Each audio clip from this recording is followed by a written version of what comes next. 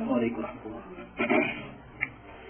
الحمد لله والصلاة والسلام على رسول الأمين وعلى آله وصحبه أجمعين. أما بعد فإن خير الحديث كلام الله وخير الهدي هدي محمد صلى الله عليه وسلم وشر الأمور محدثاتها وكل محدثة بدعة وكل بدعة ضلالة. أعوذ بالله من الشيطان الرجيم. بسم الله الرحمن الرحيم.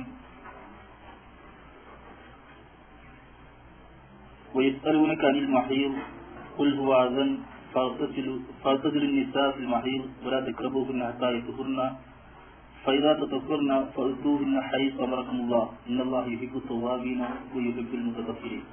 സൂറത്തുൽ البقرة. പ്രിയപ്പെട്ട സഹോദരന്മാരെ, സുഹൃത്തുക്കൾ, നമ്മുടെ ക്ലാസ്സിൽ നേരത്തെ നിങ്ങളോട് പറഞ്ഞിരുന്നതുപോലെ ഫിഖ് അഥവാ കർമ്മശാസ്ത്ര വിഷയങ്ങൾ അധികരിച്ചുള്ള ക്ലാസ്സാണ് ഇന്ന് തുടങ്ങാൻ ഉദ്ദേശിക്കുന്നത്. ഈ വിഷയത്തിൽ ഇതിന്റെ തുടക്കമെന്നോണം നമ്മൾ ഉദ്ദേശിക്കുന്നത് നമസ്കാരത്തിന്റെ കർമ്മശാസ്ത്ര കാര്യങ്ങൾ നേർക്കുനേരെ വിശദീകരിക്കുന്നതിന് മുമ്പ് അതിന്റെ മുന്നോടിയായി വരാവുന്ന വുദു, ശുദ്ധീകരണം, അതുമായി ബന്ധപ്പെട്ട ഉപഘടകങ്ങൾ, ഈ കാര്യങ്ങളുടെ കർമ്മശാസ്ത്ര കാര്യങ്ങളാണ് ആദ്യത്തിൽ നിങ്ങളുടെ വിശദീകരിക്കാൻ ഉദ്ദേശിക്കുന്നത്. പിന്നീട് അവിടുന്ന് അങ്ങോട്ട് നമസ്കാരവും അതിന്റെ വശങ്ങളുമൊക്കെ വിശദമായി ഇൻഷാ അല്ലാഹ് ഖുർആനിന്റെയും ഹദീസിന്റെയും അടിസ്ഥാനത്തിൽ നമുക്ക് ചർച്ച ചെയ്യാം. ഇവിടെ ഇന്ന് നിങ്ങളുടെ മുമ്പിൽ ചർച്ച ചെയ്യുന്ന വിഷയം ത്വഹാറത്ത് അഥവാ ശുചീകരണം എന്ന വിഷയമാണ്. ഈ ചർച്ചയിൽ നിങ്ങൾക്കറിയാവുന്നതുപോലെ നമ്മൾ അവലംബമാക്കുന്നത് വിശുദ്ധ ഖുർആനിലെ ആയത്തുകളും നബി സല്ലല്ലാഹു അലൈഹി വസല്ലമയുടെ ഹദീസുകളും അവ രണ്ടിനും പ്രാമാണികരായ പണ്ഡിതന്മാർ നൽകിയ വ്യാഖ്യാനങ്ങളുമാണ്. സ്വന്തം വകയായിട്ട് അഭിപ്രായങ്ങൾ പറയില്ല എന്നർത്ഥം. പിന്നെ ഇതില് ഈ വിഷയം ചർച്ച ചെയ്യുമ്പോൾ, അങ്ങനെ കർമ്മശാസ്ത്ര കാര്യങ്ങൾ നമ്മൾ ചർച്ച ചെയ്യുമ്പോൾ ധാരാളം സംശയങ്ങൾ നിങ്ങളുടെ ഭാഗത്തുണ്ടാവും. അത് സ്വാഭാവികമാണ്. ഏത് കർമ്മശാസ്ത്ര വിഷയങ്ങൾ ചർച്ച ചെയ്താലും ഉപചോദ്യങ്ങൾ ധാരാളമായിട്ട് വരും. ആ ചോദ്യങ്ങൾ നമുക്ക് പരിഹരിക്കേണ്ടത് തന്നെയാണ്. അപ്പൊ അത്തരം സംശയങ്ങൾ ഉണ്ടെങ്കിൽ ഒന്നുകിൽ ആ പറഞ്ഞു തീരുന്ന വിഷയം പറഞ്ഞു തീരുന്നവരെ ക്ഷമിക്കുകയും, അല്ലെങ്കിൽ ആ അന്നത്തെ ക്ലാസ് കഴിഞ്ഞിട്ട് കുറച്ച് സമയം നമ്മൾ അതിനു വേണ്ടി നീക്കിവെക്കുകയും ചെയ്യുക. ആ രണ്ടാമത്തെ രൂപത്തിലാണ് ചർച്ച നമ്മൾ ഉദ്ദേശിക്കുന്ന രൂപത്തിൽ മനസ്സിലാക്കാൻ നല്ലത്. ഇടയ്ക്കുള്ള കുറെ ഉപചോദ്യങ്ങൾ ചിലപ്പോൾ ഈ കേൾക്കുന്ന ആളുകൾക്ക് പ്രയാസമുണ്ടാകും. അവിടെ ചോദ്യം മുടക്കല്ല ചെയ്യുന്നത്, ചോദിക്കാമെന്ന് നിങ്ങൾ പറയുന്നു. പിന്നെ ഒരു കാര്യം കൂടി പറയാറുള്ളത്, നമ്മളൊരു വിഷയം ചർച്ച ചെയ്യുമ്പോൾ, ഇതൊക്കെ ഇന്നത്തെ ആമുഖമാണ്, ഈ ചർച്ച ചെയ്യുമ്പോൾ ത്വഹാറത്താണ് ചർച്ച ചെയ്യുന്നത്. അപ്പോൾ നമ്മൾ പറഞ്ഞ വിഷയത്തിൽ സംശയം നീക്കാൻ പാടുള്ളൂ. ഇന്ന് ത്വഹാറത്ത് ചർച്ച ചെയ്യുമ്പോൾ നമ്മൾ നമസ്കാരത്തിൽ സലാം കൂട്ടുന്ന കാര്യം സംശയം ചോദിക്കാൻ പാടില്ല. അപ്പൊ അതിലൊരു ഔചിത്യല്ലല്ലോ.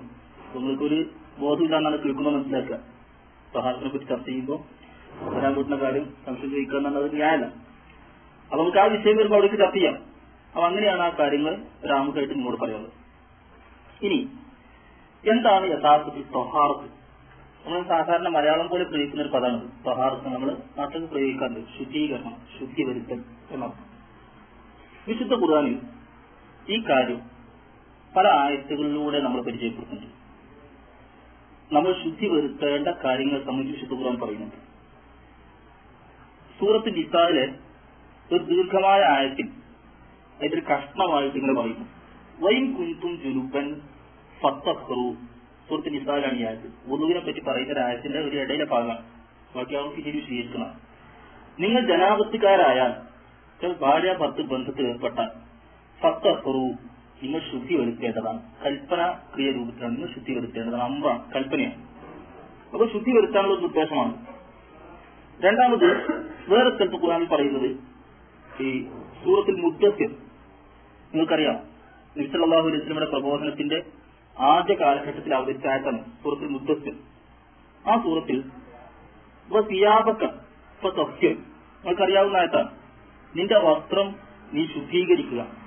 നീർക്കുന്നതിനർത്ഥം വസ്ത്രം എന്താണെന്നുള്ളത് പല വ്യാഖ്യാനങ്ങളുണ്ട്. ഏതായാലും ആ പദത്തിന് നീർക്കുന്ന അർത്ഥമാണ് നിന്റെ വസ്ത്രം നീ ശുദ്ധീകരിക്കുക. പിന്നെ സൂറത്തുൽ ബഖറയിൽ ഞാൻ ഓതി വെച്ച ആയത്തിന്റെ അവസാന ഭാഗത്ത് പറയുന്നത് ഇന്നല്ലാഹു യുഹിബ്ബു തവ്വാബീന വയുഹിബ്ബുൽ മുതതഹ്ഹിരീൻ, തീർച്ചയായും അള്ളാഹു തൗബ ചെയ്യുന്നവരെയും ശുദ്ധി വരുത്തുന്നവരെയും ഇഷ്ടപ്പെടുന്നു, ശുദ്ധിയാക്കുന്നവരെയും ഇഷ്ടപ്പെടുന്നു.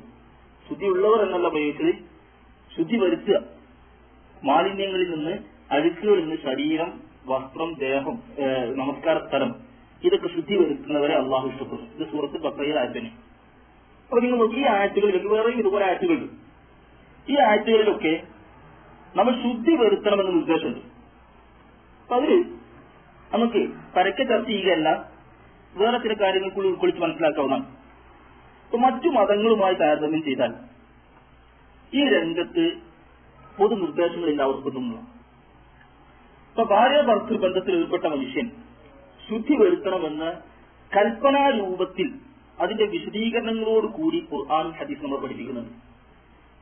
ചെറിയ അശുദ്ധി എന്നറിയപ്പെടുന്ന ചെറിയ ചെറിയ മാലിന്യങ്ങൾ അത് കൽപ്പനാരൂപത്തിൽ ശുദ്ധി വരുത്തണമെന്ന ശൈലിയിലാണ് ഖുർആനും ഹദീസും ആൾക്കാർ പഠിപ്പിക്കുന്നത്. നമുക്കറിയാം തൊഹൂറു ഷത്റുൽ ഈമാൻ, ശുദ്ധി വിശ്വാസത്തിന്റെ പാതിയാണ് എന്ന നിലക്കും നബി സല്ലല്ലാഹു അലൈഹി വസല്ലം പരിചയപ്പെട്ടിട്ടുണ്ട്. അപ്പൊ എങ്ങനെ നോക്കിയാലും മുസ്ലിം എന്ന വ്യക്തി, ഒരു വിശ്വാസിയായ മനുഷ്യൻ തന്റെ ജീവിതത്തിൽ ഉടനീളം ശുദ്ധിയോടുകൂടി ജീവിക്കേണ്ടവനാണ്, വൃത്തിയോടുകൂടി ജീവിക്കേണ്ടവനാണ്. ആർക്കും മടുപ്പും വെറുപ്പും തോന്നാത്ത ആകാരവും ഭാവവും എല്ലാം ഒരു മുസ്ലിമായ മനുഷ്യന്റെ ജീവിതത്തിൽ പ്രകടമാകണം എന്ന തത്വം ഈ ആയത്തുകളൊക്കെ കൂടി വെച്ച് നോക്കിയാൽ നമ്മൾ കിട്ടും. നമസ്കാരത്തെ പറ്റി റസൂൽ പറഞ്ഞിടത്തും പറഞ്ഞിരിക്കാനും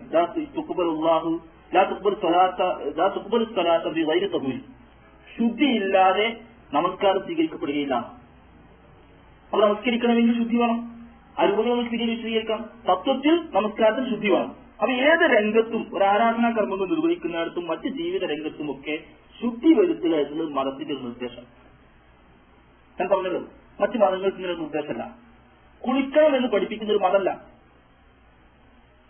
കുളിക്കുന്നവരുണ്ടാവാൻ ലോകത്ത് ഒരുപാട്, പക്ഷെ അതൊരു മതത്തിന്റെ നിയമം എന്ന് പഠിപ്പിക്കുന്നത് ഇസ്ലാമാണ്. നിങ്ങൾ കുളിക്കണം, പല്ല് തേക്കണമെന്ന് പഠിപ്പിക്കുന്ന ഒരു മതമാണ് ഇസ്ലാം.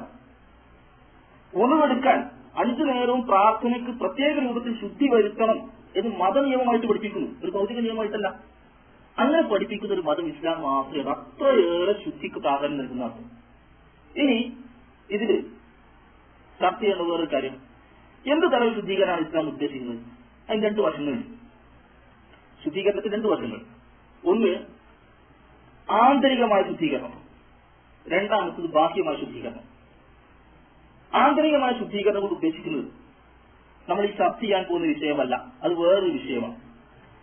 ആന്തരികം എന്നതുകൊണ്ട് മനസ്സിന്റെ ശുദ്ധീകരണത്തിനാണ് ഏറ്റവും കൂടുതൽ പ്രാധാന്യം ഇസ്ലാം കൽപ്പിക്കുന്നത്.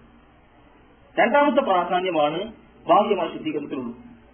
മനസ്സിനകത്തുള്ള ചെളി, കെടുമ്പുകൾ, മാലിന്യങ്ങൾ, വൃത്തികേടുകൾ ഇതൊക്കെ ഒഴിവാക്കണം.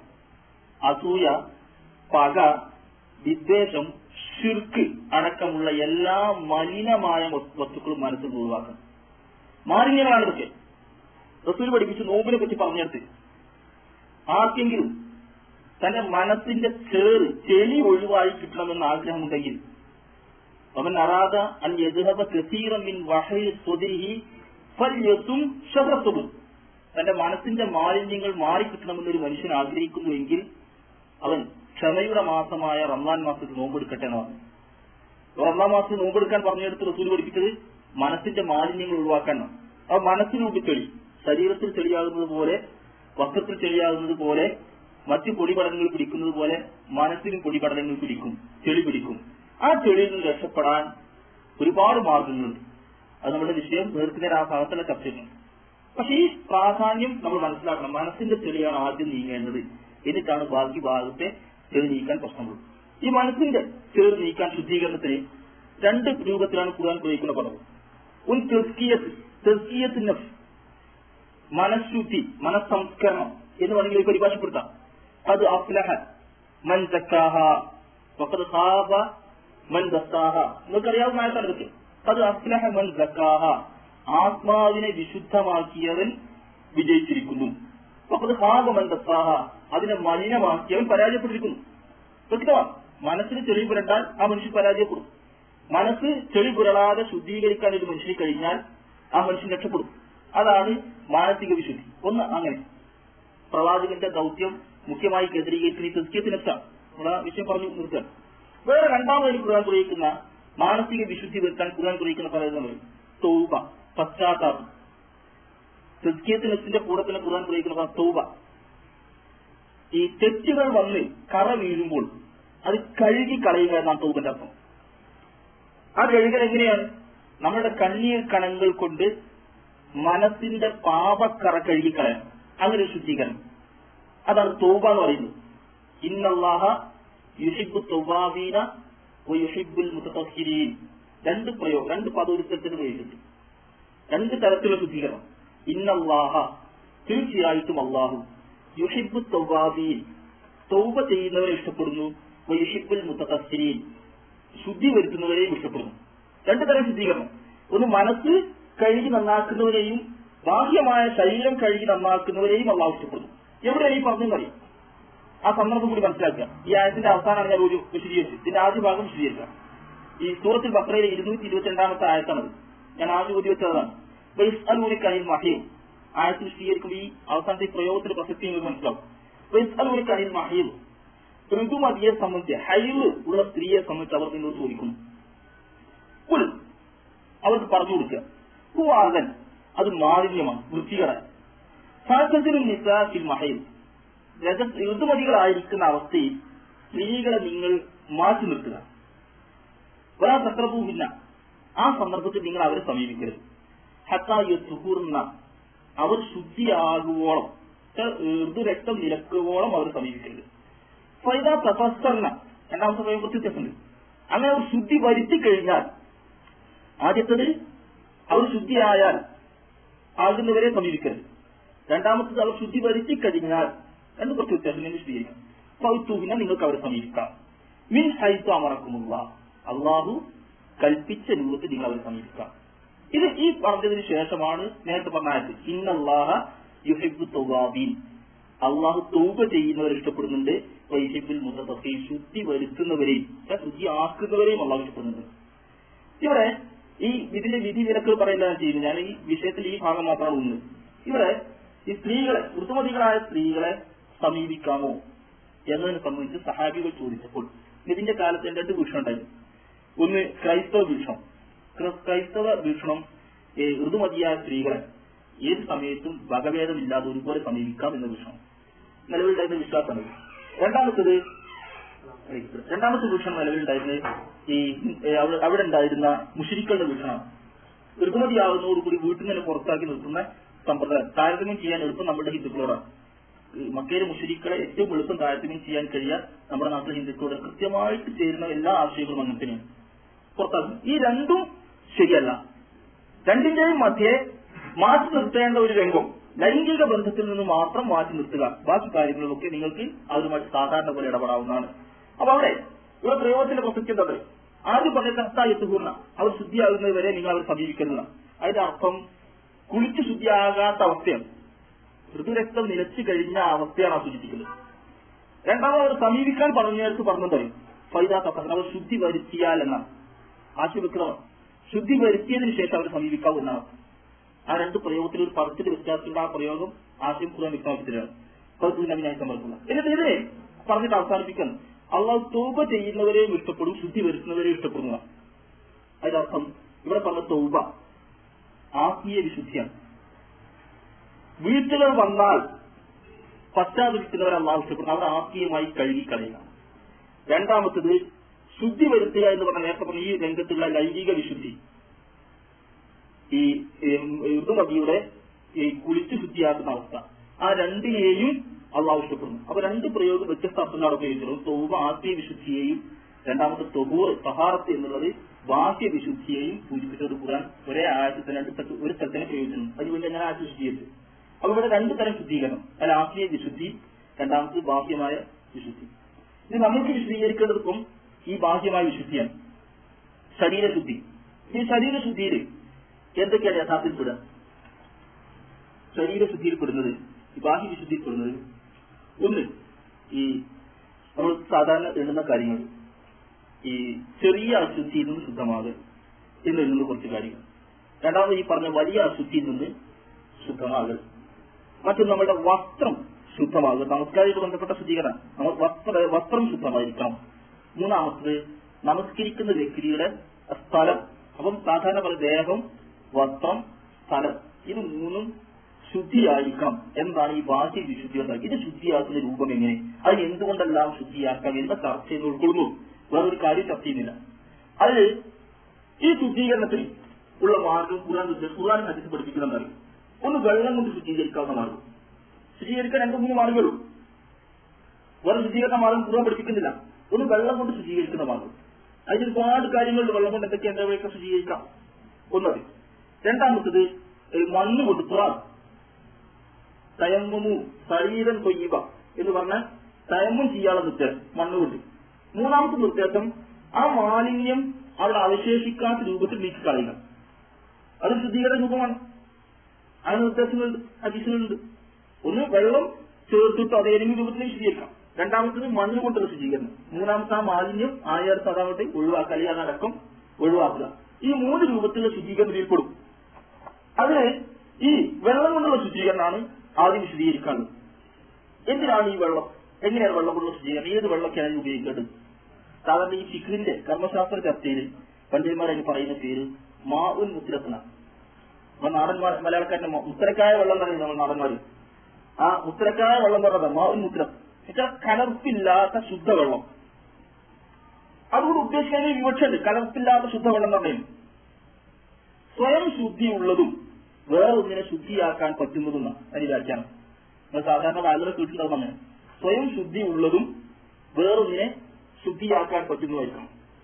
അതാണ് മുത്തലക്കായ വെള്ളം.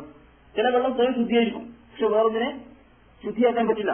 ഇപ്പൊ കഞ്ഞി വെള്ളം സ്വയം ശുദ്ധിയാണ്, കുടിക്കാൻ പറ്റും, പക്ഷെ അതുകൊണ്ട് കുളിക്കാൻ പറ്റില്ല. വ്യത്യാസം മനസ്സിലാവും. നാളികേര വെള്ളം സ്വയം ശുദ്ധിയുള്ള വസ്തുവാണ്, കുടിക്കാം, നല്ല സാധനമാണ്, പക്ഷെ ഒതുക്കാൻ പറ്റുമോ? അത് പറ്റില്ല. നാളികേരത്തിൽ ഒതുക്കാൻ പറ്റില്ല. വേറെ ശുദ്ധിയാക്കാൻ ഉപയോഗിക്കുന്ന വസ്തുവല്ല. ആ രൂപത്തിൽ അപ്പം സ്വയം ശുദ്ധിയുള്ളതാവണം, വേറൊന്നിനെ ശുദ്ധിയാക്കാനും കഴിയണം. അങ്ങനത്തെ വെള്ളം കൊണ്ടാണ് ശുദ്ധി വരുത്തേണ്ടത്. അപ്പൊ അതിന് ഇങ്ങനെ ഈ സ്വയം ശുദ്ധിയുള്ളതും വേറൊന്നിനെ ശുദ്ധിയാക്കുന്നതുമായ വെള്ളം ഏതാണ്? അത് ഖുർആൻ ഉദ്ദേശിച്ചിട്ടുണ്ട്. ഖുർആൻ അതിന്റെ പാഠങ്ങളുണ്ട്. വയുനസ്സിലു അലൈക്കും മിനസ്സമായി മാഅൻ ലിയുതഖിറക്കും ബിഹി വയതനസ്സിലു അലൈക്കും മിനസ്സമായി മാഅൻ ലിയുതഖിറക്കും ബിഹി. സൂറത്തുൽ അൻഫാലിൽ അല്ലാഹു പറയുന്നു ഒരു ആയത്താണ്. നിങ്ങൾക്കവൻ നിങ്ങളുടെ മീതെ മഴ വർഷിച്ചിട്ട് വെള്ളം ഇറക്കി തരുന്നു. എന്തിനാ വെള്ളം ഇറക്കി തരുന്നത്? ലിയുതഖിറക്കും ബിഹി, വെള്ളം ഇറക്കുന്നതിന്, മഴ പെയ്യുന്നതിന്റെ ഒരു ഉദ്ദേശം നിങ്ങൾ അത് ഉപയോഗിച്ച് ശുദ്ധീകരിക്കാനാണ്. ഖുർആൻ ഒരു ഉദ്ദേശമായിട്ട് പറയുന്നത്. മഴ വർഷിക്കുന്നതിനെ സംബന്ധിച്ച് ഖുർആനിൽ 2-3 സ്ഥലത്ത് ഈ ഉദ്ദേശം വിശദീകരിച്ചിട്ടുണ്ട്. ഒന്ന് ഈ ആയത്താണ് പറഞ്ഞു, ലിയുതഖിറക്കും ബിഹി, ആ വെള്ളം ഉപയോഗിച്ച് നിങ്ങൾ ദേഹം, വസ്ത്രം, സ്ഥലം, അതുപോലെ വസ്തുക്കളൊക്കെ കഴുകി ശുദ്ധിയാക്കാൻ വെള്ളമാണ് ഉപയോഗിക്കേണ്ടത് എന്ന് ഖുർആൻ ആ നിർദ്ദേശം തന്നെ നൽകുന്നു. വേറെ സ്ഥലത്ത് പറഞ്ഞത് വെള്ളം ഇറക്കുന്നതിന് ഉദ്ദേശം പറഞ്ഞ് ഈ നിങ്ങൾ കുടിക്കാൻ, നിങ്ങൾക്കും നിങ്ങളുടെ കന്നുകാലികൾക്കും കുടിക്കാൻ ആണ് നിങ്ങൾക്ക് വെള്ളം ഇറക്കി തരുന്നത്. പിന്നെ കൃഷി, ധാന്യങ്ങൾ ഉത്പാദിപ്പിക്കാൻ, ഈ 3 കാര്യവും ഖുർആൻ വെള്ളം ഇറക്കുന്നതിനെ സംബന്ധിച്ച് പറഞ്ഞിട്ടുണ്ട്. അത് ഇവിടെ ശുദ്ധീകരിക്കാൻ വേണ്ടി തന്നെ വെള്ളം ഇറക്കി എന്നിട്ട് യുതഖിറക്കും ബിഹി, നിങ്ങൾക്ക് ശുദ്ധി വരുത്താൻ വേണ്ടിയാണ് വെള്ളം എന്ന് ഖുർആൻ നേരത്തെ പറയുന്നു സൂറത്തുൽ അൻഫാൽ. വേറെ ഒരായത്തിൽ പറയുന്നത് വൻസൽനാ മിനസ്സമാഇ മാഅൻ തുഹൂറ, നമ്മൾ പറഞ്ഞ തുഹൂറായ വെള്ളം തന്നില്ലേ. വൻസൽനാ മിനസ്സമായി, നാം ആകാശത്തിന് ഉപരിലോകത്ത് ഇറക്കിയിരിക്കുന്നു മാഅൻ തുഹൂറൻ, ശുദ്ധമായ വെള്ളം. അതും നേർക്ക് നേരെ നല്ല വെള്ളം, അതുകൊണ്ട് കൊണ്ട് ശുദ്ധീകരിച്ച തുഹൂറായ വെള്ളം ഉപയോഗിക്കണം എന്ന് പറഞ്ഞത് അത് സൂറത്തുൽ ഫുർഖാനാണ് ആയിട്ടുള്ളത്. പിന്നെ അപ്പോ ഇങ്ങനെ വെള്ളം നമ്മൾക്ക് ശുദ്ധീകരിക്കാൻ വേണ്ടി ഇറക്കിയെന്ന് ഖുർആൻ പറയുന്നു. അപ്പൊ ആ വെള്ളത്തിൽ ഏതെല്ലാം വെള്ളമാണ് ഈ ആകാശം ഇറക്കിയ വെള്ളം? ഇപ്പൊ സോപ്പ് ഇറക്കിയ വെള്ളം ആകാശം ഇറക്കിയ വെള്ളം എന്ന് പറയാൻ പറ്റില്ല. ആകാശം ഇറക്കിയ വെള്ളയിലുണ്ട്, പക്ഷെ സോപ്പ് കൂടി കളഞ്ഞത് കൂടി ആകാശം ഇറക്കി എന്നുള്ള പാത്രത്തിൽ വരുമല്ലോ. പിന്നെ ഏതാണ് എടുത്തിടുക? ഒരു മഴ പെയ്തുണ്ടാകുന്ന വെള്ളം ഇരിപ്പെടുന്ന അർത്ഥം. അപ്പൊ മഴവെള്ളം ശുദ്ധീകരിക്കാൻ ഉപയോഗിക്കാം, അങ്ങനെയാണ് കാര്യം നമ്മൾ മനസ്സിലാക്കുന്നത്. അപ്പൊ ആയത്ത് നമ്മൾ കണ്ടുപിടിക്കുന്ന ഒരു ആശയം അതാണ്. അപ്പൊ ആകാശം ഇറക്കിയ വെള്ളം നിങ്ങൾക്ക് ശുദ്ധീകരിക്കാനുള്ളതാണ് എന്ന് പറയുമ്പോൾ എന്തൊക്കെ പെടും? ആകാശം ഇറക്കിയ എല്ലാ വെള്ളം പെടും. അതിൽ പെടുന്ന ഏതാണ്? മഴ പെയ്തുണ്ടാകുന്ന ഒരു വെള്ളം ഒരു കുഴിയോ ഒരു പാത്രത്തിൽ നമ്മൾ ശേഖരിച്ചാൽ അത് മഴവെള്ളമല്ലേ, കിണറുവെള്ളമല്ല, വൈദ്യുത വെള്ളമല്ല എന്ന് പറയുന്നത് ഞാനല്ലേ. ആകാശം നിറക്കിയ വെള്ളമാണ് ശുദ്ധിക്കാന്ന് കൂടാൻ പറഞ്ഞിട്ടുണ്ട്. അതുകൊണ്ട് ആ മഴവെള്ളത്തിൽ ഒതുവെടുക്കുക. അത് പൂരിന്റെ വൈക്കല് അഴുക്കുണ്ടാകും പറ്റും. ഞാൻ നിങ്ങൾ പറയേണ്ട ആവശ്യമില്ല. പൊടി വെള്ളം ഉണ്ടാവും എന്നൊന്നും പറയേണ്ട ആവശ്യമില്ല. ആ വെള്ളം ശുദ്ധിയാണ് എന്നുള്ള പറഞ്ഞാൽ നമുക്ക് ഉപയോഗിക്കാം. പിന്നെ അതിൽ പെടുന്ന വെള്ളം ഏതാണ്? ഹിമം, ഐസ്. ഇവിടെ ചിലപ്പോൾ കണ്ടിട്ടുണ്ടെങ്കിൽ നല്ല ശക്തിയായിട്ട് മഞ്ഞു വർഷം ഉണ്ടാവും, ഹിമപാതം ഉണ്ടാവും, ഹിമവർഷം ഉണ്ടാവും. അതുണ്ടാവുമ്പോൾ അത് പാത്രത്തിൽ ശേഖരിച്ച് വെള്ളമായിട്ട് കിട്ടിയാൽ അതൊന്നും ഉപയോഗിക്കാം. അത് മഞ്ഞല്ലേ എന്ന് പറയേണ്ട ആവശ്യമില്ല. ഹിമം കൊണ്ട് ഒതെടുക്കാം. അതുപോലെ ആഴിപ്പഴം വർഷിക്കാറുണ്ട്. ഇഷ്ടം പോലെ വർഷിക്കും. കൂട്ടത്തിൽ കിടക്കേണ്ടി വരെ ഒന്നായിട്ട് കെട്ടിക്കിടക്കും. ആ രൂപത്തിൽ വർഷിക്കാറുണ്ട്. അപ്പൊ അത് ഒരാൾക്ക് വെള്ളമായിട്ട് അതാണ് കിട്ടിയത് നോക്കുക, അതുണ്ടാക്കി ഒതെടുക്കാം. കാരണം ഖുർആൻ നിൽക്കാതെ പറഞ്ഞ ആശയത്തിന്റെ പരിധിയിൽ വരുന്നതാണ്. നിങ്ങൾക്ക് ഒന്ന് ശുദ്ധീകരിക്കാൻ വേണ്ടി ശരീരവും ദേഹവും വസ്ത്രമൊക്കെ ശുചീകരിക്കാൻ, സ്ഥലമൊക്കെ ശുചീകരിക്കാൻ വേണ്ടി നിങ്ങൾക്ക് അള്ളാഹു മഴ വർഷിപ്പിച്ചിരിക്കുന്നു. പിന്നെ ഈ ആയത്തുകളുടെ അടിസ്ഥാനത്തിലല്ലാതെ ഈ കാര്യം മനസ്സിലാക്കാൻ കഴിയും. നിരിച്ചുള്ള വിശദീകരണം മനസ്സിലാക്കാൻ കഴിയും. അതിവിടെ മനസ്സിലാകുന്നത് റസൂല് അവിടുത്തെ പ്രാർത്ഥനയിൽ ഈ നമസ്കാരത്തിന്റെ ആമുഖമായിട്ട് നമ്മൾ നടത്തുന്ന പ്രാർത്ഥന നമ്മൾ പറയുന്ന വജ്ജത്തു, അതല്ലാത്ത ഒരുപാട് പ്രാർത്ഥനകളുണ്ട് പകരമായിട്ട്. അതിൽ റസൂൽ നടത്തിയ ഒരു പ്രാർത്ഥന അറിയും. അല്ലാഹുമ്മ ബാഇദ് ബൈനി വബൈന ഖതായായ കമാ ബഅഅ്ത ബൈനൽ മശ്രിഖി വൽ മഗ്രിബ്. അല്ലാഹുമ്മ നഖ്നി മിൻ ഖതായായ കമാ യുനഖ്ഖ ثوബുൽ അബ്യദ് മിന ദനസി. പിന്നെ അല്ലാഹുമ്മ നഖ്നി ബിസ്സൽജി വൽ മായി വൽ ബർദ്. ഇതൊക്കെയുള്ള പദങ്ങളാണ്. ഇതിന്റെ അർത്ഥം പറഞ്ഞത് അല്ലാഹുവേ എന്റെ പാപങ്ങളെയും എന്നെയും ഈ ദുർവാന്തരങ്ങൾ പക്ഷെ കിഴക്കും പടിഞ്ഞാറും തമ്മിലുള്ള അകലം ഉണ്ടാക്കണം. പക്ഷെ അത്രയും അകലം എന്റെ പാപങ്ങളുമായിട്ട് എനിക്കുണ്ടാക്കണേ. എന്നിട്ട് പിന്നെ പറയുന്നത് എന്റെ പാപങ്ങളെ പടത്തുവനെങ്കിൽ ഈ സെൽജ്, മഞ്ഞ്, ആൽപ്പഴം അതൊക്കെ ഉപയോഗിച്ച് കഴുകിക്കളയണേണം. അപ്പൊ അതിന്റെ അർത്ഥം എന്താണ്? കഴുകിക്കളയാൻ, ശുദ്ധീകരിക്കാൻ, അതൊക്കെ ഉപയോഗിക്കാന്നല്ലേ. അപ്പൊ റസൂലുള്ളാഹി ആ പ്രാർത്ഥന ആ കാര്യം വെക്കുന്നതാണ്. പിന്നെ ഇതേ ആശയമുള്ള പ്രാർത്ഥനകൾ വേറെ സ്ഥലത്ത് നടത്തുന്നുണ്ട്. മയ്യത്ത് നമസ്കാരത്തില് മയ്യത്തിന് വേണ്ടി പ്രാർത്ഥിക്കുന്നത് ഇതേ ആശയമുള്ള പ്രാർത്ഥന. അല്ലാഹു ഫിർഹു വറഹമു എന്ന് പറഞ്ഞിട്ട് ആ മയ്യത്തിന് വേണ്ടി പ്രാർത്ഥന നടത്തുന്നത് ദീർഘമായിട്ട്. അതില് ഈ ബിസ്സൽജി വൽ മായി വൽ ബറദ്, ഐസും ഈ മഞ്ഞും ആളിപ്പഴവും ഒക്കെ ഉപയോഗിച്ച്, വെള്ളം ഉപയോഗിച്ച് പടത്തുന്ന ആ മയ്യത്തിന്റെ പാപങ്ങൾ കഴുകിക്കളയണേ, ശുദ്ധീകരിക്കണേ എന്ന് പറയുന്നത്. അപ്പൊ അതിനെന്ത് മനസ്സിലാക്കാം? ആ വസ്തുക്കളും ശുചീകരണത്തിലുള്ള തന്നെയാണ്. അപ്പൊ ഐസാണെന്ന് വിചാരിച്ചിട്ട് ഐസോട് ഒതെടുക്കാൻ പറ്റില്ല എന്ന് പറയണ്ട. ഐസ് ഒരിക്കൽ വെള്ളം കൊണ്ട് ഒതെടുക്കാം, ശുചീകരണത്തിന് ഉപയോഗിക്കാം. ആലിപ്പഴം കിട്ടിയാൽ അത് ശുചീകരണത്തിന് ഉപയോഗിക്കാം. അങ്ങനത്തെ ആകാശത്തിലിറങ്ങിയ ആ രൂപത്തിലുള്ളതൊക്കെ ശുചീകരണത്തിന് ഉപയോഗിക്കാവുന്നതാണ്. അപ്പം ഇതാണ് ഒരു കാര്യം പഠിക്കാനുള്ളത്. വെള്ളമാണ് ശുചീകരിക്കാനുള്ള ഒന്നാമത്തെ വസ്തു. അതിന് കഴിഞ്ഞാൽ അള്ളാഹു ആകാശത്തിന് വെള്ളം ഇറക്കി. അതിന്റെ ഒരു ഉദ്ദേശം അതാണ്. അതിൽ ആകാശം ഇറക്കിയ വെള്ളത്തിൽ മഴ പെടും, ഹിമം പെടും, പിന്നെ ആലിപ്പഴം പെടും. ഇതൊക്കെ ശുചീകരിക്കാൻ ഉപയോഗിക്കാവുന്ന വസ്തുവാണ്. ഇനി വേറൊരു രണ്ടാമത്തെ ഒരു കാര്യം സ്വീകരിക്കാനുള്ളത് ഈ വെള്ളത്തിന്റെ വകുപ്പിൽ ഈ സമുദ്രജലം ഉപയോഗിക്കാൻ പറ്റുമെന്നല്ല. സമുദ്രജലം കൊണ്ട് ഉള്ളെടുക്കാൻ പറ്റുമോ എന്നാണ് പ്രശ്നം. ഇതിന് സാധാരണ രീതിയിൽ നമുക്ക് ഉണ്ടാകാവുന്ന സംശയം എന്താണോ? സമുദ്രജലം ഉപയോഗിക്കാൻ പറ്റുന്ന സംശയം വേണ്ടാതെ ഉപ്പുള്ള ജലമാണ്. പിന്നെ അതിൽ ഒരുപാട് ജന്തുക്കൾ ചത്തടക്കാറുണ്ട്, ശവം അടിച്ചു കൂടാറുണ്ട്. എല്ലാം കൊണ്ട് തള്ളി ഈ സമുദ്രത്തിലാണ്. എല്ലാം അവസാനം ചെന്ന് ചേരുന്ന സമുദ്രത്തിലാണ്. അതുകൊണ്ട് ഒന്നെടുക്കാൻ പറ്റുള്ളൂ. ഇപ്പൊ നമ്മളിപ്പോ കടൽ സന്ദർശിക്കാൻ പോവാണ്, അല്ലെങ്കിൽ ഇങ്ങനെ ബീച്ചിലൊക്കെ പോയിരിക്കുമ്പോൾ ഒന്നെടുക്കേണ്ടി വന്നു. ഒരു പ്രായോഗിക പ്രശ്നങ്ങളൊക്കെ നിങ്ങൾ നോക്ക്. കടൽ കയറി പോണോ അതേ ഒന്നെടുക്കാൻ പറ്റുന്നുള്ളൂ. ഇത് റസൂലുള്ളാഹിന്റെ അടുക്കൽ അവതരിപ്പിച്ച പ്രശ്നമാണ്. ഒരു സമുദ്രയാത്രയിൽ ബന്ധപ്പെട്ട ആളുകൾ റസൂലുള്ളാഹിയോട് വന്ന് ചോദിച്ചു, റസൂലേ ഞങ്ങൾ യാത്രയിൽ അവരുടെ വഞ്ചിയിൽ ഞങ്ങൾ കുടിക്കാൻ ശുദ്ധജലം കുറച്ച് കൊണ്ടുപോകാറുണ്ട്. അത് ഞങ്ങൾക്ക് യാത്രക്ക് ഉപയോഗിക്കുന്നതാണ്. അത് ഞങ്ങൾ കുടിക്കാൻ മാത്രമേ ഉപയോഗിക്കുള്ളൂ. അത് ഞങ്ങൾ ഒന്നെടുക്കാനും ശുചീകരിക്കാനൊക്കെ അത് ഉപയോഗിച്ചാൽ ഞങ്ങൾക്ക് ചിലപ്പോൾ വെള്ളം കുടിക്കാണ്ടാവില്ല. അതുകൊണ്ട് ഞങ്ങൾക്ക് ഈ സമുദ്രത്തിലെ ജലം കൊണ്ട് ഒന്നെടുത്തൂടെ, ഞങ്ങൾക്ക് ശുചീകരിച്ചുകൂടെ, കുടിക്കാൻ അങ്ങനത്തെ ശുചീകരണത്തിന് ഉപയോഗിച്ചൂടെ എന്ന് ചോദിച്ചപ്പോൾ റസൂലിന് കൊടുത്ത മറുപടി തരും. ഇതാണ് ആ വിഷയത്തിന്റെ അടിസ്ഥാനം. റസൂലിന്റെ ആ മറുപടി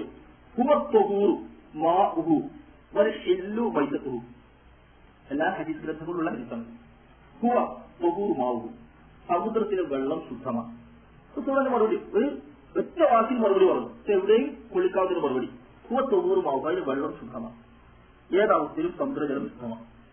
പിന്നെ ഒരു ഷെല്ല് മൈത്തു, അതിലെ ശവങ്ങൾ ഹലാലാണ്, ഭക്ഷിക്കാൻ മാത്രം.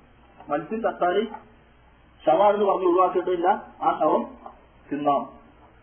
മറ്റു ശവങ്ങളൊക്കെ ഹറാമാണ്. ഹിജ്മത്ത് അലൈക്കുമുൽ മൈതത്തു വദ്ദമു വലഹ്മുൽ ഖിൻസീർ വമാ ഉഹില്ല ലിഗൈരില്ലാഹി ബിഹി വൽ മുൻഹനിഖത്തു വൽ മൗഖൂത്ത് വൽ മുത്രസിത്ത് വൽ നസീഹത്ത് അങ്ങനെ 18 ഇങ്ങനെ ഇനങ്ങൾ എണ്ണുന്നുണ്ട്.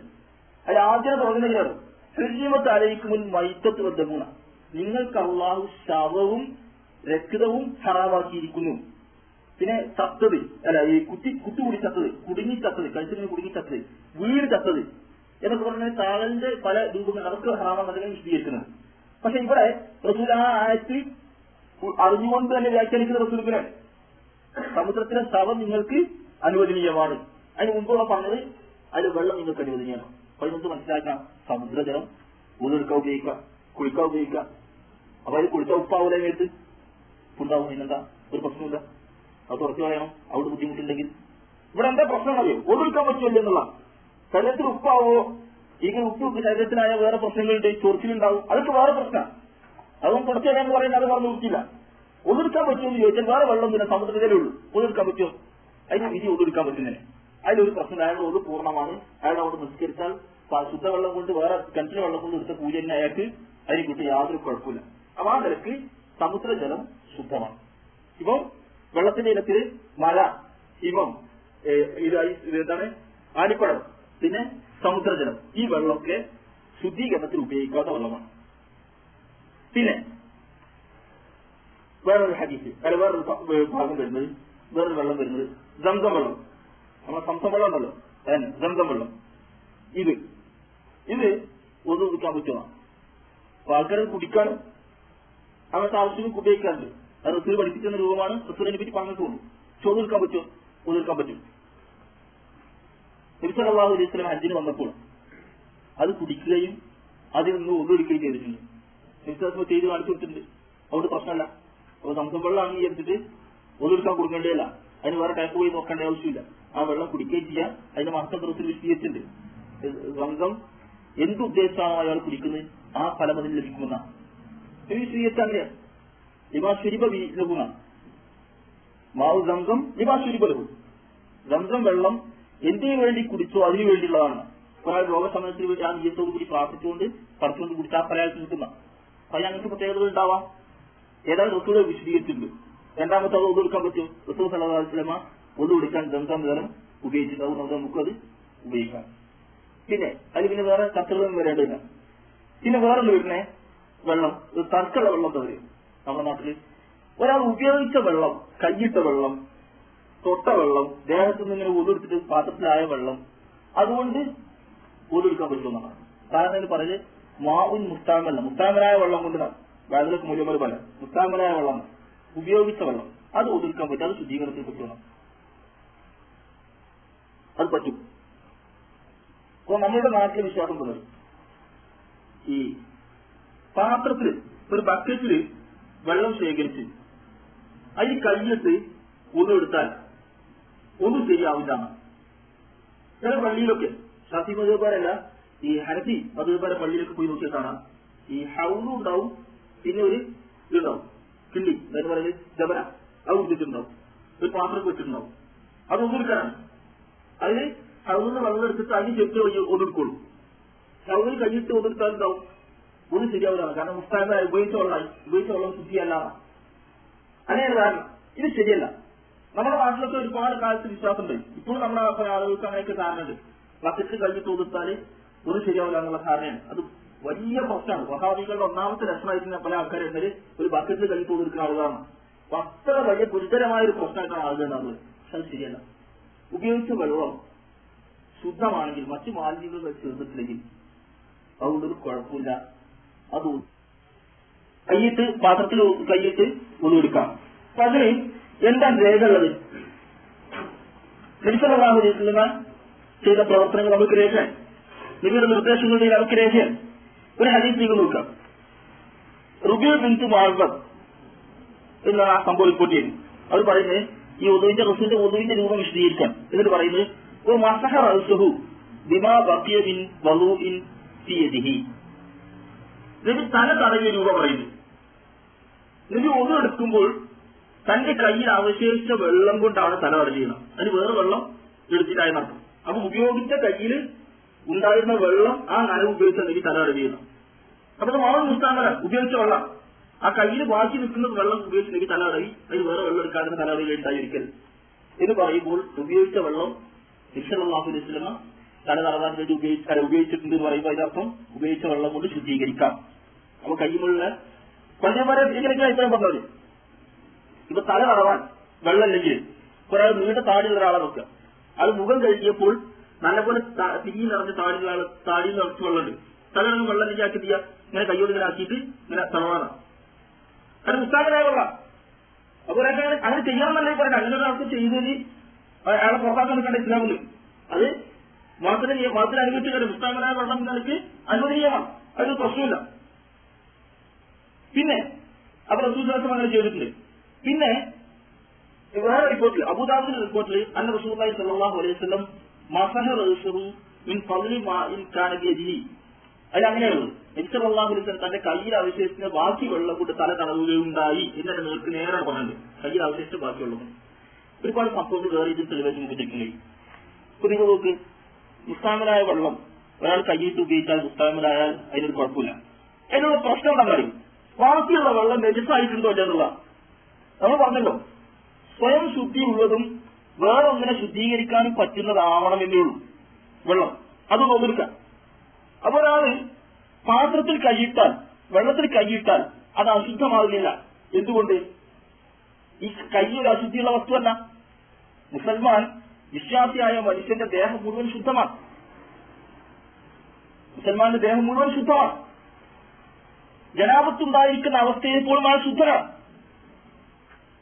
മുസൽമാൻ ജനാപത്തുണ്ടായിരിക്കുന്ന അവസ്ഥയെ പോലും ശുദ്ധനാണ്.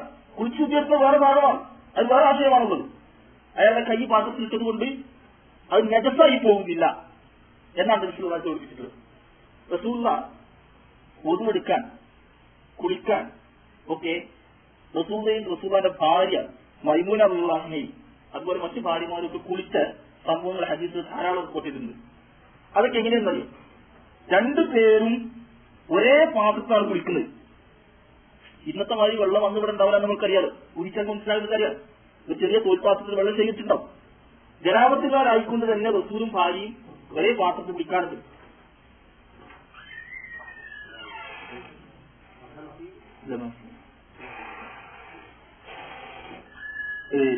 റസൂലുള്ള ഭാര്യമാരും അതുപോലെ കുളിക്കാറുണ്ട്. അപ്പൊ അതിന്റെ അർത്ഥം എന്താണ്? എന്താ കുളി കഴിഞ്ഞിട്ട് അതിന് ഊർക്കും ചെയ്യും, അതിന് പ്രശ്നമല്ല. വിശ്വാസം അങ്ങനെയൊക്കെ പറഞ്ഞിട്ടുണ്ട്. ഈ കൈയിട്ട് ഒന്നെടുത്ത് രണ്ടുപേരും കുളിച്ച ബാക്കി തന്നെ ഒന്നെടുക്കുകയും ആ കുളി ശുദ്ധീകരണം തന്നെയാണോ അങ്ങനെ കുളിക്കുകയൊക്കെ ചെയ്തിട്ടുണ്ട്. അപ്പൊ അത് ഉപയോഗിച്ച വെള്ളമാണ്, അതിനൊരു പ്രശ്നമില്ല. അപ്പൊ അതിന് ഇത് വസ്തുവാസം താണ്ട ബക്കറ്റിൽ കൈയിട്ട് ഒന്നെടുത്ത് ടാപ്പില്ലാത്തവർ ഒന്നെടുക്കാൻ കൊടുക്കുന്നതിന്റെ പ്രശ്നമില്ല. ആർക്കും ഏത് പാത്രത്തിലും കൈയിട്ട് ഒന്നെടുക്കാം. പക്ഷെ അത് വേറൊരു പൊതു നിയമം റസൂലുള്ളാഹി പഠിപ്പിച്ചത് അത് നമ്മൾ മനസ്സിലാക്കണം. അവിടെ ഈ ഉദാഹരണം പറയുന്നതിന്റെ കൂടെ തന്നെ മനസ്സിലാക്കേണ്ട വേറൊരു കാര്യം, ഈ രാവിലെ എഴുന്നേറ്റ് വന്നിട്ട് കൈ പുറത്തേക്ക് കഴുകാതെ പാത്രത്തിൽ കൈയെടുത്ത് നിർദ്ദേശിച്ചു. ആ നിർദ്ദേശം നമ്മൾ പാലിക്കേണ്ടതാണ്. ഈ ഒഴിച്ചിട്ട് തന്നെ കാലത്ത് എഴുന്നേറ്റ് വരുന്ന ഒരാൾ കൈ പുറത്തേക്ക് 3 പ്രാവശ്യം കഴുകാതെ നേരിട്ടുള്ള കൈ അത് ഇറക്കരുന്നതാണ്. നബിയിൽ പറഞ്ഞ കാരണം നിന്റെ കൈ രാത്രി എവിടെയായിരുന്നു നിനക്ക് അറിയാൻ കഴിയില്ല. എന്തൊക്കെയായിരുന്നു അറിയാൻ കഴിയില്ല. വൃത്തികളൊക്കെ ആയിട്ടുണ്ടാവും, എന്തെങ്കിലും ജന്തുക്കളൊക്കെ അരിച്ചതോ ചത്തതൊക്കെ നമ്മുടെ കൈമ അയച്ചിട്ടുണ്ടാവും. അപ്പൊ ശുദ്ധിയുടെ കാര്യത്തിൽ വളരെ നിഷ്ഠയുള്ള മതം ആ കാര്യം ഉദ്ദേശിക്കുന്നത് പുറത്തേക്ക് 3 പ്രാവശ്യം കഴുകിയതിനു ശേഷമേ പാത്രത്തിൽ വെള്ളം കൈയിടാവൂ. അപ്പൊ അതൊക്കെ നമുക്ക് ഈ പ്രായോഗികമായ ഭാഗങ്ങളുണ്ട്. നമ്മുടെ സ്ത്രീകളൊക്കെ പഠിപ്പിക്കേണ്ട കാര്യമാണത്. കാലത്ത് എഴുന്നേറ്റ് കുളിക്കാതെ വൃത്തിയാകാതെ നേരിട്ട് അടുക്കളയിൽ പോയിട്ട് ചായ ഉണ്ടാക്കാനും ഒക്കെ പോകുമ്പോ നിർദ്ദേശിക്കാവുന്നതാണ്. കൈകൾ കഴുകണം, വൃത്തിയാക്കുന്നത് നിർദ്ദേശിക്കാവുന്നതാണ്. അതിന് നിർദ്ദേശിക്കുന്നതിൽ ഒരു പ്രയാസമില്ല, നമ്മൾ പറഞ്ഞു കൊടുക്കേണ്ടത് തന്നെയാണ്. കാരണം അറിയാത്തതാണെങ്കിൽ അവർ ഭർത്താവിനോടുള്ള സ്നേഹം കൊണ്ടായിരിക്കും നമ്മൾ എഴുന്നേൽക്കുന്നതിന് മുമ്പ് പോയി ചായ ഉണ്ടാക്കരുത്. അപ്പൊ അതിൽ ഈ വൃത്തികേട് മനസ്സിന്റെ നിയമമാണല്ലോ. ആ വൃത്തികേട് വരാതിരിക്കാൻ എനിക്ക് നിർദ്ദേശിച്ച് പാത്രത്തിൽ കൈയിടുന്നതിന് മുമ്പ് കഴുകി ശുദ്ധിയാക്കിയിട്ട് വേണം പാത്രത്തിൽ കൈയിടാൻ എന്ന് റസൂൽ നിർദ്ദേശിച്ചു. അപ്പൊ കൈയിട്ട് ഒന്നെടുത്തുകൊണ്ട് ഒരാളുടെയും ഒളിവിന് ഒരു കോട്ടം സംഭവിക്കില്ല, ഒരു ന്യൂനതയും സംഭവിക്കില്ല. മുസ്താമലായ ഉപയോഗിച്ച വെള്ളം ശുദ്ധമാണ്. പിന്നെ എപ്പോഴാണ് അശുദ്ധിയാവുന്നത്? ഉപയോഗിച്ച വെള്ളം അശുദ്ധിയാവും. അതെപ്പോഴാണ്? അതിൽ ആ രൂപത്തിൽ നജിസ് വീണാൽ ഒരു കുറച്ച് വെള്ളത്തിൽ ആ വെള്ളത്തിന്റെ വെള്ളം എന്ന് ശുദ്ധവെള്ളം എന്ന് പറയാൻ പറ്റാത്ത രൂപത്തിൽ അതിനെ കവച്ചു നിൽക്കുന്ന രൂപത്തിൽ നജിസ് വീണാൽ ആ വെള്ളം നജിസാണ്. അപ്പൊ നാവും മുത്തിനൊക്കെ എന്ന് പറഞ്ഞാൽ ശുദ്ധവെള്ളം എന്ന് പറയില്ല. ആ പ്രയോഗത്തിനുള്ള പ്രസക്തിയല്ല. ശുദ്ധവെള്ളം എന്ന് പറയാൻ പറ്റുമെന്നുള്ള സ്വന്തം ശുദ്ധിയുള്ളതും വേറെ ശുദ്ധീകരിക്കാൻ ആ വെള്ളം പറ്റുമെന്നാണ് പരിശോധിക്കേണ്ടത്. ഒരു ടാങ്കില് കുറെ മാലിന്യം വന്ന് ചേർന്നു. അത് ഒറ്റനോട്ടത്തിൽ തന്നെ അതിന്റെ നിറം, മണം, രുചിയൊക്കെ ഭേദപ്പെട്ടിട്ടുണ്ട്. അത് സ്വയം ശുദ്ധിയല്ലാതെ ഉറപ്പായല്ലോ. സ്വയം ശുദ്ധിയല്ലാത്തൊരു വെള്ളം വേറെ ശുദ്ധീകരിക്കാൻ ഉപയോഗിക്കാൻ പറ്റില്ല. അപ്പൊ ആ നിരക്ക് മാലിന്യം വന്ന് ചേരുമ്പോഴേ വെള്ളം ശുദ്ധിയല്ലാതാവുകയുള്ളൂ. അല്ലാത്ത അവസ്ഥയിൽ ഉപയോഗിച്ച വെള്ളം, തൊട്ട വെള്ളം, അവിടുന്ന് ഒരു പ്രശ്നമില്ല. തൊട്ട വെള്ളങ്ങളൊക്കെ ഉപയോഗിച്ച് ഒതുക്കുകയും ചെയ്യാം. പിന്നെ വേറെയുള്ള ഒരു ഭാഗം ചർച്ച ചെയ്തിൽ വരാവുന്ന ഒരു ഭാഗം, ഈ ശുദ്ധമായ വസ്തുക്കൾ, സോപ്പ്, കുങ്കുമം, അതുപോലെ എന്തെങ്കിലും വസ്തുക്കൾ, ശുദ്ധമായ നമ്മൾ ഉപയോഗിക്കുന്ന സാധനങ്ങൾ, വൃത്തിയുള്ള സാധനങ്ങൾ, നമ്മുടെ ശരീരത്തിൽ ഉപയോഗിക്കുന്ന കഴിക്കുന്ന സാധനങ്ങൾ, ഇങ്ങനത്തെ സാധനങ്ങളൊക്കെ വീണാൽ ആ വെള്ളം പിന്നെ ഒതുക്കാൻ പറ്റണം. അത് ശുദ്ധമാണോ എന്നാണ് പ്രശ്നം. ശുദ്ധമായ വസ്തു ചേർന്ന വെള്ളം കുറച്ച് നമ്മളൊരു പാത്രത്തിൽ ഒതുക്കാൻ വേണ്ടി വെള്ളം സങ്കല്പിക്കുക. അങ്ങനെ എടുത്ത വെള്ളത്തില് ആ പാത്രത്തിന്റെ വക്കിലൊക്കെ ഏകദേശം കറിന്റെ ഭാഗങ്ങളുണ്ട്. അല്ലെങ്കിൽ കൂട്ടാൻ വെച്ച കഴിയുമ്പോൾ തന്നെ കുറച്ച് എല്ലാം കഴുകിയിട്ട് പോകാതെ പറ്റി പിടിച്ച് നിൽക്കുന്നുണ്ട്. എനിക്കുണ്ടാവാറോ? അല്ലെങ്കിൽ തലേ ദിവസം മാവ് കഴിച്ച പാത്രമായിരിക്കും. മാവ് കഴിച്ച പാത്രത്തിൽ നല്ലോണം വരച്ച് കഴുകിയിട്ടില്ലേ പോകില്ല. അതായത് ഇങ്ങനെ മാവത്തിനെ അരിമാവത്തിന് ഗോതമ്പിന്റെ മാവ് കൂട്ടി പിടിച്ച് നിൽക്കുന്നുണ്ട്. അതിലാണ് നമ്മൾ വെള്ളമെടുത്ത് ആ വെള്ളമെടുത്ത് ആ പാത്രത്തിന് ഒതുക്കാൻ പറ്റുമോ? പറ്റും. കാരണം ഈ വെള്ളത്തിന് യാതൊരു കോട്ടവും ഉണ്ടാകുന്നില്ല. ശുദ്ധ വസ്തു കലർന്നത് കൊണ്ട് വെള്ളത്തിന് കോട്ടം സംഭവിക്കുന്നില്ല. അതുകൊണ്ട് ആ വെള്ളം ശുദ്ധീകരിച്ച് ഉപയോഗിക്കാം. അത് നബി സല്ലല്ലാഹു അലൈഹി വസല്ലമയുടെ കാലത്ത് സംഭവങ്ങളുണ്ട്. ഉമ്മു അത്തിയ എന്ന് പറഞ്ഞ് ഒരു സഹാബ വനിതയുണ്ട്. ഒരു വളണ്ടിയറെ പോലെ സ്ത്രീകളുടെ പ്രവർത്തിക്കുന്ന വരികയാണ് ഉമ്മു അത്തിയ. ഒരുപാട് സംഭവങ്ങളാണ് റിപ്പോർട്ട് ഉമ്മു അത്തിയന്റെ. സ്ത്രീകളുടെ ഇടയിൽ ഒരു വളണ്ടിയറെ മാറി പ്രവർത്തിച്ചു. ഏത് കാര്യത്തിൽ ഓടിച്ചെന്ന് ഇടപെട്ട് തീരുമാനം ഉണ്ടാക്കി റസൂലുള്ളാഹിയുടെ പ്രശ്നം അന്വേഷിക്കുന്ന ഒരു വനിതയായിരുന്നു ഉമ്മു അത്തിയ എന്ന ഒരു സഹാബ വനിത. ഈ ഉമ്മു അത്തിയാണ് നബി സല്ലല്ലാഹു അലൈഹി വസല്ലമയുടെ മകൾ സൈനബ് മരിച്ചപ്പോൾ മയ്യിത്ത് കുളിപ്പിക്കുന്നു. അപ്പൊ അങ്ങനത്തെ കാര്യങ്ങൾക്ക് നേതൃത്വം കൊടുക്കുന്ന ഒരാളാണ് ഉമ്മു അത്തിയ എന്ന വനിത. നബിയുടെ പുത്രി സൈനബ് മരിച്ചപ്പോൾ ഉമ്മു അത്തിയായിരുന്നു മയ്യിത്ത് കുളിപ്പിക്കുന്നത്. അതിന്റെ രൂപം നബി സല്ലല്ലാഹു അലൈഹി വസല്ലമ ഈ മയ്യിത്ത് ഇങ്ങനെ ഒരു മറന്നിൽ നിർത്തി ഉമ്മു അത്തിയെ കുളിപ്പിക്കുന്നു. റസൂൽ വാദിക്കൽ നിന്നു. റസൂൽ ഇങ്ങനെ പറഞ്ഞു കൊടുക്കും, ഇന്ന രൂപത്തിലേക്ക് ഇത്ര പ്രാവശ്യം കുളിപ്പിക്കുന്നു, ഇത്ര പ്രാവശ്യം വെള്ളം ചൊരിയുന്നൊക്കെ വേണം. അത് 3 പ്രാവശ്യം, ഈ 4 പ്രാവശ്യം, വേണമെങ്കിൽ 5 പ്രാവശ്യം ചൊരിഞ്ഞോളും എനിക്ക് റസൂൽ കൊടുക്കുന്ന നിർദ്ദേശം. എന്നിട്ട് ആ കൂട്ടത്തിൽ റസൂൽ കൊടുത്ത അവസാന നിർദ്ദേശം പറയും. അതിന് അവസാന കാഫൂറൻ ഔ ശൈഅൻ മിൻ കാഫൂരി. ആ കഴുകാൻ ഉപയോഗിക്കുന്ന വെള്ളത്തിൽ അവസാനത്തിൽ കുറച്ച് കർപ്പൂരം ഉപയോഗിച്ച വെള്ളം കൂടി കഴുകുക മയ്യിത്ത് കുളിക്കുമ്പോൾ. അപ്പം കർപ്പൂരം ഉപയോഗിച്ച വെള്ളം കൊണ്ടായിരിക്കണം അവസാനത്തെ കഴുകല്ല. അപ്പം കർപ്പൂരം ചേർന്ന വെള്ളം ശുചീകരണത്തിന് ഉപയോഗിക്കാൻ മനസ്സിലായല്ലോ. ഇല്ലെങ്കിൽ ഉദ്ദേശിക്കൂല. കർപ്പൂരം കലർന്ന വെള്ളം വേറൊന്ന് ശുചീകരിക്കാൻ പറ്റുന്നത് കൊണ്ടാണ് അവസാനത്തെ വെള്ളം കർപ്പൂരം ഉപയോഗിച്ച് കഴുകണം റസൂൽ പറഞ്ഞു. അപ്പൊ ആക്കി അങ്ങനത്തെ ചെയ്തു. എന്നിട്ട് പിന്നെ റസൂൽ തന്റെ കയ്യിൽ നിന്ന് തുണി കൊടുത്തിട്ട് ഇതിങ്ങനെ കൊടുക്കണമെന്ന് നിർദ്ദേശം കൊടുക്കും. അപ്പൊ നിങ്ങൾ നോക്ക്, ഇവിടെ ആശയം വെക്കാം. നബി സല്ലല്ലാഹു അലൈഹി വസല്ലം കർപ്പൂരം കലർന്ന വെള്ളം ശുചീകരണത്തിൽ ഉപയോഗിക്കാൻ പറ്റും എന്ന് നിലക്കാണ് നബി സല്ലല്ലാഹു അലൈഹി വസല്ലം പഠിപ്പിച്ചു കൊടുത്തത്. ഇല്ലെങ്കിൽ അത് ചെയ്യാൻ പറയുമായിരുന്നില്ല. അതുപോലെ വേറൊരു സംഭവം ഉള്ളത്, ഈ റസൂലുള്ളാഹി ഈ മൈമൂന റളിയല്ലാഹു അൻഹ നബിയുടെ ഭാര്യ ജനാബത്ത് കുളിച്ച സംഭവം ഇമാം അഹ്മദ് റിപ്പോർട്ട് ചെയ്ത സംഭവത്തിൽ അത് കുളിച്ച ആ പാത്രത്തിനെ പറ്റിയുള്ള റിപ്പോർട്ടിൽ എന്താണെന്ന് പറയും. അവർ എടുക്കുന്ന വെള്ളം എടുക്കുന്ന പാത്രത്തിൽ മാവ് ഉണ്ടായിരുന്ന മാവിന്റെ പാത്രത്തിന്റെ പാത്രം കുത്തി പിടിച്ചിരുന്നു. അവിടെ വെള്ളം എടുത്തിട്ട് തന്നെയാണ് കുളിച്ചിരുന്നത്. അപ്പോൾ മാവ് കലർന്ന വെള്ളം ശുദ്ധിയാകാൻ പറ്റുന്നതാണ്. അതുകൊണ്ട് കുളിക്കാം. കുളി നമ്മൾ ശുദ്ധീകരണമാണ്. ജനാബത്ത് കുളിക്കാൻ പറ്റും. അതുകൊണ്ട് കുഴപ്പമില്ല. ഇതിന് പൊതുവായ തത്വം ഞാൻ നേരത്തെ പറഞ്ഞു. ഈ ചേരുന്ന വസ്തു മുഖേന അത് ശുദ്ധമായ വെള്ളം എന്ന് പറയാൻ പറ്റാത്ത രൂപത്തിൽ നിറവേറി വരാൻ പാടില്ല, കലർത്ത് വരാൻ പാടില്ല. ആ രൂപത്തിൽ അവസ്ഥ വരുമ്പോഴാണ് അത് മറ്റൊന്നിനെ ശുദ്ധീകരിക്കാൻ പറ്റാത്ത അവസ്ഥ വരുന്നത്. സ്വയം ശുദ്ധിയുള്ളതാണ്. മാവ് കലക്കിയൊരു വെള്ളം, കുറെ മാവ് കലങ്ങിയത്, അത് അശുദ്ധ നെജസാന്ന് പറയാൻ പറ്റില്ല. അത് സ്വയം ശുദ്ധിയുള്ള, പക്ഷെ ഒന്നുടിക്കാനേ പറ്റില്ല. അതാണ് അതിന്റെ വ്യത്യാസം. അപ്പൊ ഇതാണ് അതിന് പൊതുവായിട്ട്. അപ്പൊ ശുദ്ധ വസ്തു കലർന്ന വെള്ളമാണെങ്കിൽ ആ വെള്ളം അതിന്റെ നിറവും കുറവൊന്നും മാറാത്ത അവസ്ഥയിൽ ഒരു വെള്ളം എന്ന നിലയ്ക്ക് നിലനിൽക്കുന്നുണ്ടെങ്കിൽ അത് നമുക്ക് എന്ത് ചെയ്യാം, ഒതുക്കാനും അതുപോലെ ശുദ്ധീകരണത്തിനൊക്കെ ഉപയോഗിക്കാൻ പറ്റുന്നതാണ്. പിന്നെ വേറെ ഒരു വിഷയം കൂടി പറയാനുള്ളൂ, അതുകൊണ്ട് നമുക്ക് ആ വിഷയം അവസാനിപ്പിക്കാം. വെള്ളമായിട്ട് ബന്ധപ്പെട്ട് ഈ മാലിന്യം ചേർന്ന വെള്ളം, മാലിന്യം ചേർന്ന് പറഞ്ഞാൽ നമ്മൾ ശുദ്ധവസ്തു ചേർന്ന വെള്ളത്തെ പറ്റി പറഞ്ഞു. കുറച്ച് നജസ് കുറച്ച് വെള്ളത്തിലായി, എന്നാൽ പിന്നെ ആ വെള്ളം ഉപയോഗിക്കാൻ പറ്റുമെന്നുള്ള അതിൽ രണ്ട് രൂപമുണ്ട്. ഉപയോഗിക്കാൻ പറ്റാവുന്ന രൂപമുണ്ട്, ഉപയോഗിക്കാൻ പറ്റാത്ത രൂപമുണ്ട്. പറ്റുന്ന രൂപം എങ്ങനെയാണ്? നമ്മൾ നേരത്തെ പറഞ്ഞ പറ്റും തന്നെ. അതായത് ഒരു ചെറിയ സ്പർശമൊക്കെ ഉള്ളുവെങ്കിൽ, ശരിക്കും ആ വെള്ളത്തിന്റെ ഗുണവും നിലവും വ്യത്യാസപ്പെടാത്ത രൂപത്തിൽ ഒരു ചെറിയ സ്പർശമാണെങ്കിൽ അതുകൊണ്ട് ഒരു കുഴപ്പമില്ല. ഇനി റസൂൽ പറഞ്ഞാൽ നിൽക്കുന്ന ഈ വെള്ളത്തെ പറ്റി ഒരൊറ്റ പ്രയോഗം നടത്തിയിട്ടുണ്ട്. അത് മാഉ തുഹൂർ, വെള്ളം ശുദ്ധമാണ്. ഒരു പൊതു തത്വം പറഞ്ഞ വെള്ളം ശുദ്ധമാണ്. ലാ യുനജ്ജിസുഹു ശൈഉൻ, അതിനൊന്നും നജസാക്കി കളയില്ലാണ്. പിന്നെ ഒരു റിപ്പോർട്ട് അങ്ങനെ വേറെ റിപ്പോർട്ടിലുള്ളത് ഈ നബി സല്ലല്ലാഹു അലൈഹി വസല്ലം പറഞ്ഞ വേറെ സംഭവം, രണ്ട് പുല്ലത്തുള്ള വെള്ളം അത് നജസ് വേറെ അശുദ്ധാവലാണ്.